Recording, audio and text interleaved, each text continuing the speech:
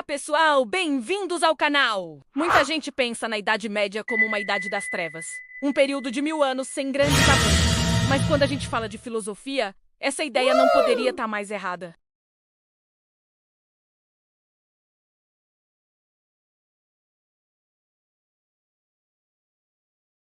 Longe de ser uma época de estagnação, foi um tempo de intensa criação, onde nasceram as universidades e se consolidaram formas de pensar que moldaram o nosso mundo até hoje. Tudo começou com a patrística, a fase dos padres da igreja. Eles tinham uma missão complexa: defender a nova fé cristã, combater heresias e, ao mesmo tempo, dialogar com a filosofia grega, especialmente Platão. O grande nome dessa época é, sem dúvida, Santo Agostinho. Inspirado pelo neoplatonismo, Agostinho nos deu reflexões profundíssimas sobre a natureza de Deus, a busca humana por sentido e a origem do mal. Para ele, o mal não é uma coisa, mas a ausência do bem.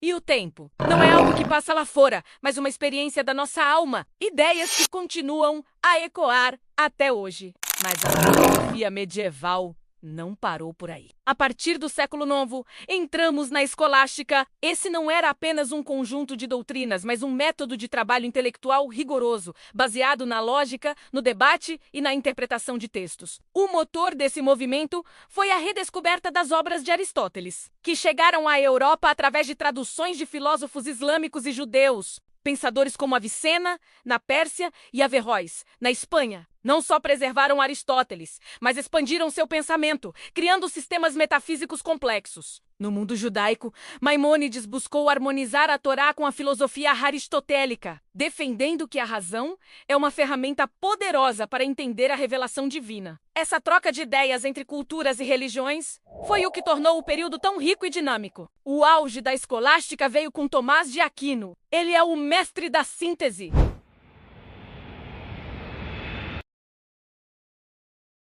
Para Aquino, fé e razão não são inimigas. São duas asas que nos ajudam a voar em direção à verdade.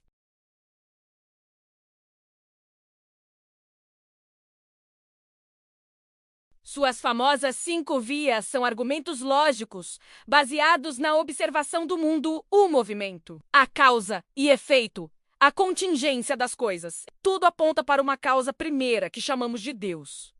Sua distinção entre essência e existência também se tornou um pilar da metafísica.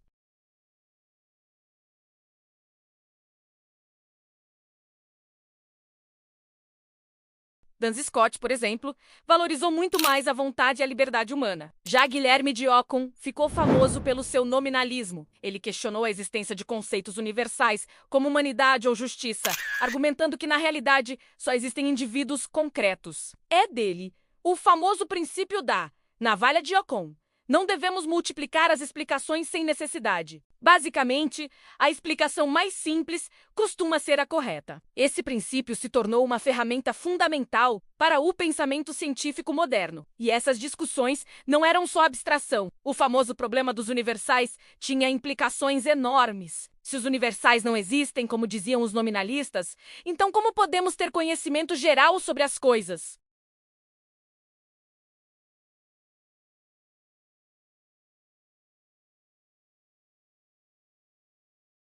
Era uma discussão sobre a própria estrutura da realidade e como a nossa mente a compreende. Além da metafísica, a filosofia medieval também se aprofundou na ética e na política. Tomás de Aquino desenvolveu a ideia de lei natural, uma ordem moral que está inscrita no universo e que a nossa razão pode descobrir. Uma lei humana, para ser justa, precisa estar de acordo com essa lei natural.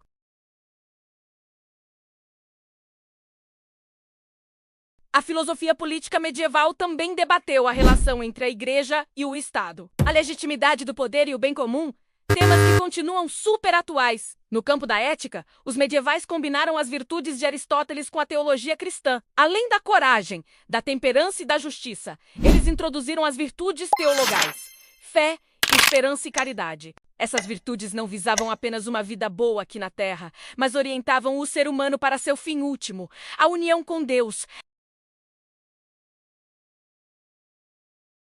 E não podemos esquecer que foi a Idade Média que nos deu a universidade. Essas instituições não surgiram do nada, mas de um método de ensino que valorizava o debate rigoroso, a disputatio. Mestre e alunos discutiam abertamente, confrontando argumentos para refinar o conhecimento. Esse ambiente fomentou um espírito crítico que desmente a imagem de uma Idade Média de mentes fechadas. A lógica também teve um desenvolvimento impressionante, com sistemas complexos que foram muito além de Aristóteles, influenciando o modo como pensamos sobre linguagem e argumentação até hoje. A passagem da Idade Média para o Renascimento não foi uma ruptura total. Muitos pensadores renascentistas criticaram o que consideravam um excesso de formalismo na escolástica, mas eles estavam de pé sobre os ombros de gigantes. A verdade é que a modernidade filosófica, com Descartes e outros, só pode ser entendida como uma resposta ou uma reinterpretação das questões levantadas pelos medievais. Então, por que estudar filosofia medieval hoje? Porque as perguntas que eles fizeram continuam sendo as nossas perguntas.